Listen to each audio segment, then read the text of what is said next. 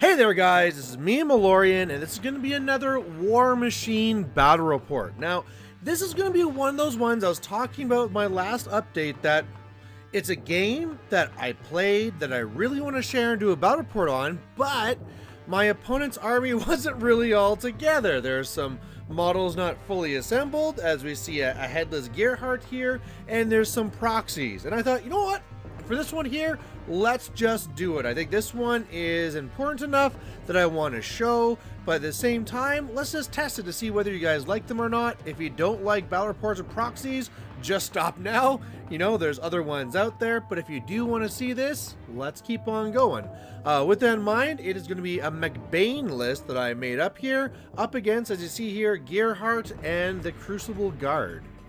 So this is a different type of build for MacBain than I've normally been running. So before this, recently, since I've kind of started playing him again, it's really been with some cav units. So to really make sure that with his variable feet, that I always have at least those 5 models that I can feed on, they run up and they jam, and it really is just kind of making sure I have those components. And so whether it's a bunch of steelhead cav or some ones I brought in through Lealese, like the Flame Bringers, there's always something there. But in this case here, I'm going a completely different way. And the reason for that is I found that, you know, if somebody has some long range shooting and gets a lucky scatter, or if they have anti-healing tech or something like that, it can really mess with my plans. So what I thought of doing instead is, well, let's play more of a typical list for me with lots and lots of dudes, and then, hey, you know, whenever it comes up, it can be really nice, and if it doesn't, I have other tools in here I can lean on more heavily. So that's what this is. It's an irregulars build with lots of press gangers, and you can see Alexia and tons of halberdiers. I got Anastasia ambushing, I got the eliminators on the far right, and so just lots and lots and lots and lots of stuff. My opponent with his Crucible Guard, this is going to be a Gearhart list that has, as you see across from there, a couple of proxies, because even though he has the Vulcan, it's not fully made because he's going to be doing a cool tread thing with it, and that still needs to be 3D printed. He's also still needing to buy another jack, so that's why there's a random elephant there, just because of reasons. But the main thing here is that we got 2 of the ones with a big old gun that do lots of damage, Vindicator, I don't know, and then 2 of the spray ones with the debuffs, and like I said, the big tall one. Now, when I first saw this, I was like, oh yeah, this will be easy. I'm going to go up there, I'm just going to do my countermeasures, make it so none of them can shoot, and then I'm just going to really destroy them. Luckily, my opponent decided to have a little chat with me before the game and said, just so you know, there's going to be some surprises, because first of all, the one there that's on the Junior, which is the Vulcan, whatever it punches, it dispels magic. So if he gets to punch one of my guys that has countermeasures, boom, all of countermeasures is gone. The other big thing to keep in mind is that his big rocket gun also doesn't allow healing. So that means whatever it shoots, my feat basically does nothing. So that's really, really important for me to know. So really what my plan is going into this game is I'm still going to be using countermeasures just to make things annoying for my opponent, and really my win conditions is going to be one of 2 things. Either winning via scenario or winning via clock, and just throwing lots and lots of dudes in his face and making him deal with it. Now, I know that Gearhart has snipe, I know he has some long range guns, but I decided to deploy still at the full AD line, because my thought is, even if he kills some, then I'll get to make some Risen further ahead, put up countermeasures, and really, really gum him up. So that was my plan, and I'll talk about why that was stupid in a second. So the reason why that's stupid is because, yeah, I'd like you to kind of guess, he put snipe onto the Vulcan, things are moving up, he shoots into my lines, he kills a couple of dudes, I get those corpses, and it's around this time that I realize, oh yeah, I can't cast spells on Alexia and Risen unit, so unless like Alexia is killed, they're not gonna get countermeasures. So yeah, that was just me kind of being dumb. It's not really a complete throwaway because I'll still get that Risen further up, so I'll get the jam a little bit deeper, but that whole idea of like just getting up there with countermeasures really isn't gonna happen. Now, In the long run, this actually might work out better for me, because what I can do then is run some of those Risen right into his face, and I don't really want the front unit to even have countermeasures on it, because then the Vulcan can punch it. If I have it the next unit back, then they're protected, then they're more annoying. So that's really what I'm going to do. I'm going to have a first turn feat here, I'm going to run into his face, and that's pretty much it. So that's what I do. I bring those guys back, I roll my feet, and for like the first time ever, I got a super mega feat. For those who don't know, MacBain's feat, I get D6 plus 5 models that basically have infinity tough. It's not actually tough, it's just whenever they're, disabled box, I can't remember what the trigger is, but they just automatically heal 1 more point and they're knocked down. So even if you do it again when they're knocked down, they just kind of stay alive. So unless you have something that stops healing, they're there forever. So all the ones that have a little digging token, they're the ones that are invincible. The smaller already hurt press ganger unit, they're the ones that got press countermeasures. So they're up there just being annoying, and otherwise everything is pushing up. I also put up the the +2 armor one. Fail safe, there you go. +2 armor, and also I ignore crippled systems on the right mangler, but otherwise I'm staying way back.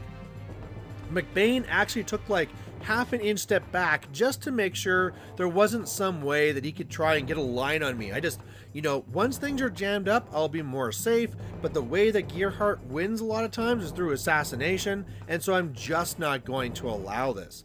Something else I should mention as well, like the way that I want to score things. Clearly, I want that mangler on the right to hold that zone. I don't think I'm ever going to score the center one. And then for the left zone, I have Orin that's ready to go there next turn. I also have Ragman and Rupert who will go there in following turns. And then Anastasia, depending on how he goes around the flag on the right, I might actually make a jump for that one, or I might go to the flag on the left as well. I'm going to kind of see what he does. So on his turn, he does quite a bit of work to me. Luckily, my ones there with the feet, for the most part, mainly stay alive. I can see there that I lost lots of models, but the main thing is I'll be getting lots of corpses here. So I can just get those, get back in his face, and go, go, go, go, go. So at this point here, again, this is just top of 2, so no scoring. But looking at this and where he has models, I don't really think I'll be scoring the flag on the right because his jack is too close, and I just can't really threaten it. So instead what I'm going to do is just try and kill the solo there to really make sure that he won't be counter scoring, and then I'll really start going for the flag on the left. The other solo he could be having to go over there is the one that can turn to a mutant, but she'll be so busy giving the Vulcan true sight to actually deal with my solos on the flag that she won't have time to ever move over. So this should all work out fairly well, I think. So I make my Risen, I make them tough with Rupert. Anastasia comes from the left, she goes onto the flag. The Mangler on the right is going into the forest to give myself concealment and really just hide while it's there scoring that zone and being strong. And otherwise, it's just jam, jam, jam, jam, everything spacing out, everything getting into the face there. MacBain slowly working his way to the right here, and he wants to be in a spot where not only where that forest will protect him, but be in a spot where he's now threatening running to that flag, so that later on, if I need to get that one more point to win, that's how I can get it. Otherwise, I got, the other solos moving their way towards the flag on the left, and the big thing that was probably my regret for this turn is that because of how I did things, I didn't get out a good countermeasures. So he's not going to have that same issues to deal with. I think even if I did get countermeasures out, say like on the left halberdiers, it really wouldn't have been that big of a deal. He can always shoot with things further away and clear things up as he comes in, especially with his little spray jacks. But, it's one of those things where like, every single turn I don't cast countermeasures, I feel like I'm not doing a good job. Anyway, on my turn, I score 2. So on his turn then, he kills a lot of guys. If you're looking at the table here, you can see he killed things for days. I mean, when you got all this shooting, all the sprays coming in and all that stuff, and also I gotta say that I'm making like 0 toughs, that's all super mega bad. So he does get eyeless sight onto the Vulcan. He is able to kill off Anastasia on the flag, so I don't get that. He clears his own zone, so he's going to score 1, but then I also score my own zone as well. So now it's 3-1. So that's pretty good, and for me now it's pretty easy. So all I really need to do now to try and reinforce these things is I'm just going to go and stay in my zone here on the right. I'm going to contest his zone, and now this makes it 5-1. So this is now really pressure's on big time here, but I kind of feel that I didn't really put enough pressure on him. One of the things I want to point out now is that MacBain is really setting himself up now to go to that flag later if needed, but one of the dumb things I didn't do is that Mangler behind it stayed in the forest. It really should have ran out and come up so that if that jack didn't back off, I can really go into it. Back there, it's really just kind of like out of the game. The other Mangler as well is kind of threatening most of anything that's in the zone. It really would probably have to force myself to energizer it just if he was as far back as possible. So again, I should have been like a couple of inches further up, but otherwise, given the scenario, I'm feeling very comfortable about where I'm at. So in his turn then, another devastating one here where he just did sprays for days again, killing everything around him here. And yeah, he does again score his own zone. He puts up True Sight, kills off Oren, who's on the flag, doesn't get anything to my zone, so doesn't score anywhere else. So this will make it 5-2. And really on all I have to do on my turn, Rupert runs to the flag, I stay on my own zone, something runs into his zone, and then I'm going to win 7-2. So that's the game, and I won it on scenario, and so really probably like at first glance, if you're really just looking at those numbers, you're like, oh yeah, easy win, just ran up and killed. But this is really one where I think that you should really learn to be more critical of your victories, because if I walked away from this and said, yep, won another one by running up, that's it, game over, that would really be undermining the mistakes and the real danger that occurred in this game. I mean, the things where I threw away like half a unit first turn was just stupid.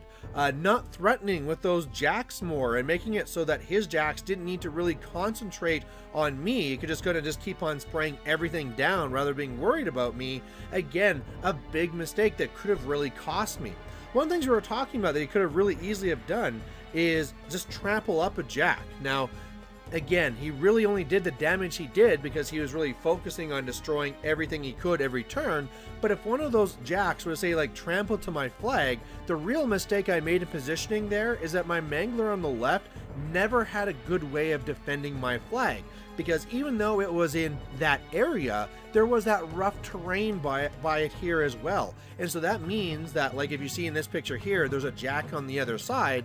If I wanted to try and charge it, because of that rough terrain, I probably couldn't have gotten to it. And the big thing here too is that I was not in a position to make these mistakes because I was so far down on the attrition.